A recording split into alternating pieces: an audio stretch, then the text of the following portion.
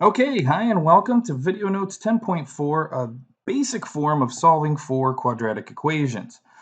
Before we get into actually solving, and we'll get right down to it pretty quick, let's take a quick look at what is a solution. What does it mean to solve? So we saw just briefly at the last section of notes, if you're following along, that we talked about the discriminant. And the discriminant was a piece of information that would tell us how many solutions a quadratic would have, meaning that how many times it crossed the x-axis. And that is what a solution is. It's an intercept of the x-axis. So what we want to make sure that we do today is that we write these as points today. Now, you will see them not written as points, but I really want you to burn into your memory that these are points, okay? I need that ingrained in your head. So with that thought going on, everything that we're going to do in this entire unit will revolve around finding these x-intercepts. We're not combining like terms. We're not simplifying. We're not multiplying, dividing. We're not factoring. We're not GCFing. Really what we're doing is we're finding x-intercepts. Now, here's a little caveat. We will do these things in order to get there. Okay?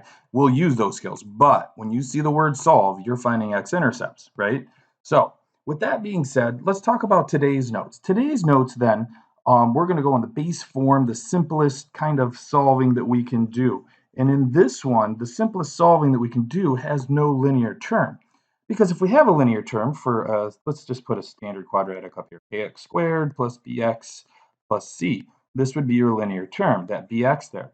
If we have that, it kind of counts as two unknowns because ax squared is an unknown and it's squared, and bx is an unknown. There's two unknowns, so we can't solve it in this fashion today if there's a linear term. So as long as there's no linear term, then this is the approach that you want to take. We're going to have a bunch of techniques, technically 5 different ways to solve. And each one has its own benefit. You'll have your favorite, and there's some that are more difficult than others that you won't want to pull out ever. But with that being said, today's notes focusing on no linear term. So let's do a couple of these. Of course, well, let's review the process here. So if it happens to be in this form, where we've got just a quadratic term, maybe with a coefficient, and it's equal to some value or not, could be zero, right? If that's true, if we have it in this really simple form, we're going to make sure that it's set equal to 0, because when we set things equal to 0, that means to solve. Sometimes that's the only direction, is that you see a function is equal to 0, like this. They may not even have that word solve here. They may cross that out and just say x squared equals 0. That says, hey, you solve this because it's equal to 0. All right, so once we've set it up equal to 0, make sure that the square root, that shouldn't say square root, make sure that the square is really what we want there. Make sure the square is isolated, meaning the x itself. So the variable of x squared, the quadratic term is probably the best way to say that. Once that's done, because we know that the square root is the inverse of a square, we're going to take the square root of both sides, of course. We do need to add the plus or minus, right? That just means that there's a positive and a negative version of that square root. Anytime you take a square root, you do have to add that.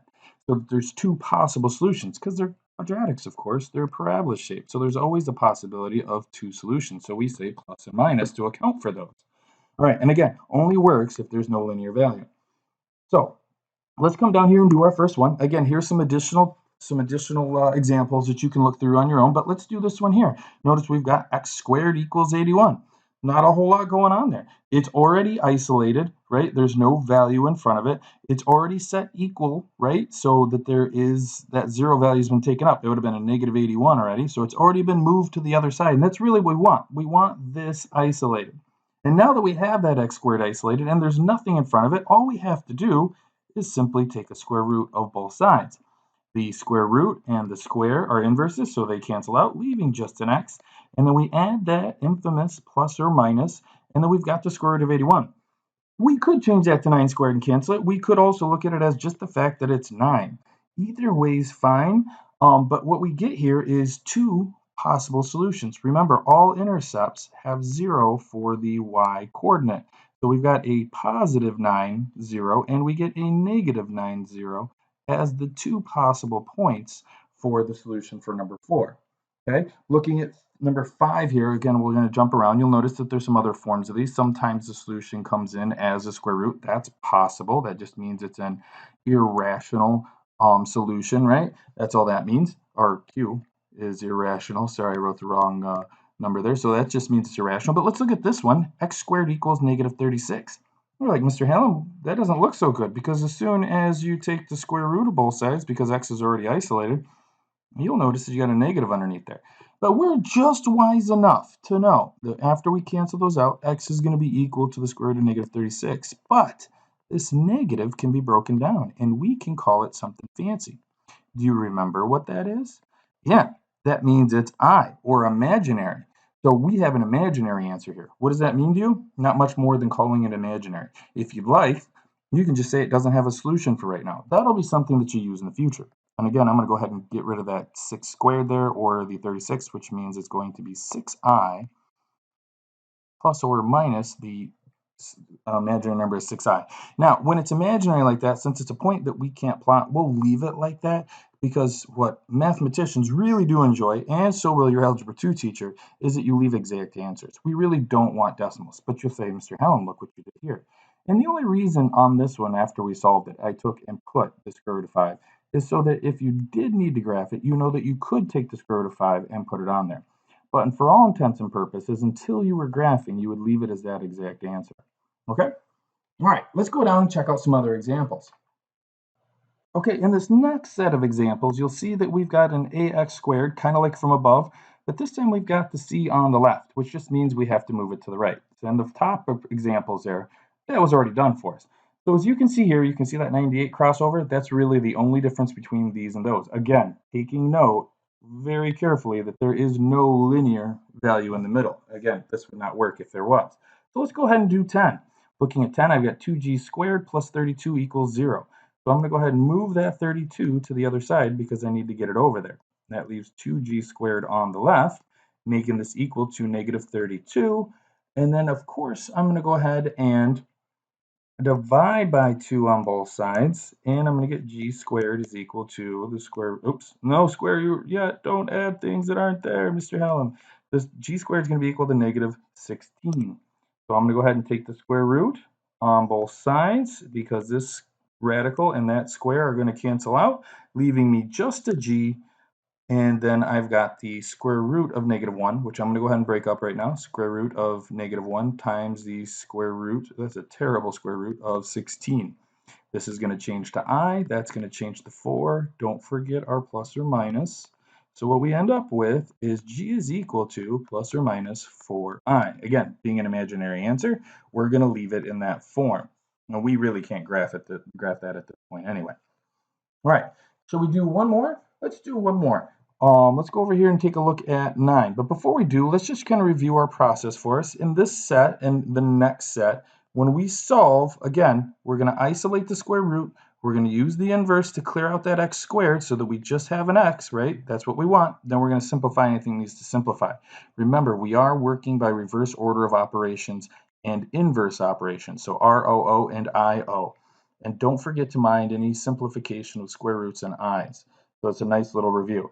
Just to kind of remind you really quickly, reverse order of operations means a deal with addition and subtraction first, then multiplication and division, and then parentheses and exponents, again, by inverse operation. So now that we kind of summarize that, let's go ahead and do this example 9 real quick.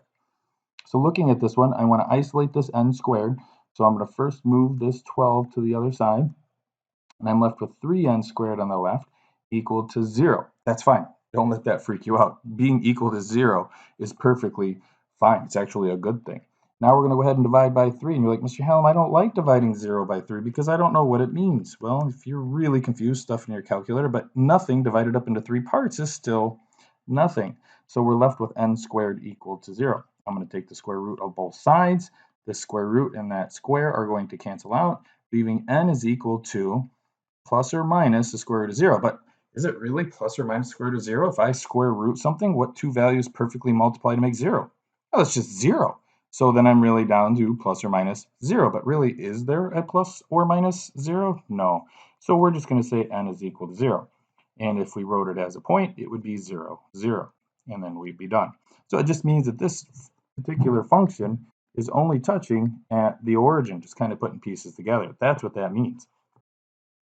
Okay, so now let's go down to this set of examples here. And what we're looking at is, notice this here. This is the form that we're kind of talking about. And it looks a little different from the other ones. And you're like, well, Mr. Hallam, this looks like some value, again, peeking over here. X plus 3 squared means I can distribute. We don't want to do that, and we'll talk about that in a second. What we want to do is we actually like the fact that this is a binomial squared, because we can square root the whole thing and the square's gone. That's the secret to all of this, is to get rid of that square so that we can get down to what x is equal to. So with doing that, let's keep that in mind, that we do not want to multiply this out. Again, reviewing our notes, we want to move everything away through addition and subtraction, isolate the squared part right here, isolate this binomial squared, then take the square root and keep simplifying down until we get to an answer we like. All right, this is, however, called the vertex form. And we'll explore that a lot more, especially when we get to graphing. But I do want to introduce the name vertex form here so that we're kind of getting a preview of what we're going to use next. All right, so taking this one, again, following my rules, I want to clean and get that square all by itself. So I'm going to add 25 to both sides, which is going to leave me with x plus 3 squared equal to 25. So far, so good. My square is clear. Now I want to square root that left side and that right side. This square and that square root are going to go ahead and cancel, leaving, oops, I don't need the parentheses anymore because there's nothing in front of it, leaving x plus 3 is equal to, don't forget your plus or minus, that's a little secret, the square root of 25. Now we know that that's going to break down to 5, and we'll do that in the next step when we move down.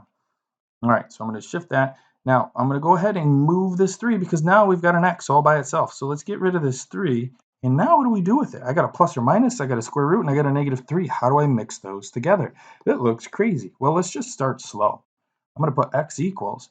Now, when we take this 3, because there's a positive square root of 25 here and a negative square root of 25, let's write it in front. So now what we've got is negative 3 plus or minus, and let's go ahead and change that, right? Because it would be 5 squared, or the roots and the square would cancel out, or 5, right? Either way you want to look at it, square root of 25 is 5, or you can look at it as canceling out. Either way, we end up with x equals negative 3 plus or minus 5. And again, that looks super weird. But all it really means is we break it up into two parts. So we're going to go ahead and take negative 3 plus 5, or 2, so x equals 2, and we have another solution, which is negative 3 minus 5, which is negative 8.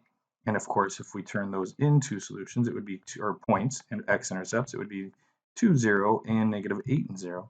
And we'd call it a day, right? If we wanted to graph those, now we could. We could have a spot at 2, 0, and negative 8, and we'd have a parabola. All right, look something like that. Great, you're kind of seeing the connections. Again, pause the video, look through the other examples. They're going to be useful for you, so you can see some other odds and ends that I may not discuss here. But okay, so let's look at one more example here. This one here, this 4 times the quantity of x minus 1 squared plus 2 equals 38. I'm going to go ahead and erase this because I'm running out of room here. All right, so looking at this one, some of you may question, well, do I deal with the 4 first, or do I deal with the 2, because they both have to move? And remember, we're working with reverse order of operations, which says addition and subtraction first. So I'm going to go ahead and move this 2 to the other side, leaving the 4 for now. So I get left with 4 times the quantity of x minus 1 squared, which is equal to 36. Now I'm going to deal with this 4 by dividing this whole piece by 4. They reduce into 1 from that side, and I'm going to divide this side also by 4. So I'm left with x minus 1 is equal to 9. Don't forget your square. Now I'm in the place where I can take the square root because I've cleaned everything around the square off of it. So now that I've taken the square root, this square here and the square root are going to cancel off, leaving x minus 1 is equal to the square root of 9. Again, don't forget your plus or minus. So I'm going to be plus or minus the square root of 9. And we know that that's going to turn into 3, so we'll do that on the next step.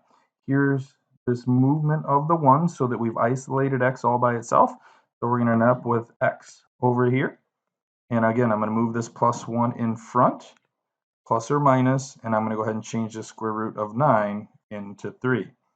So I've got x is equal to 1 plus 3, and then 1 minus 3. So 1 plus 3 is going to give me the point 4, 0.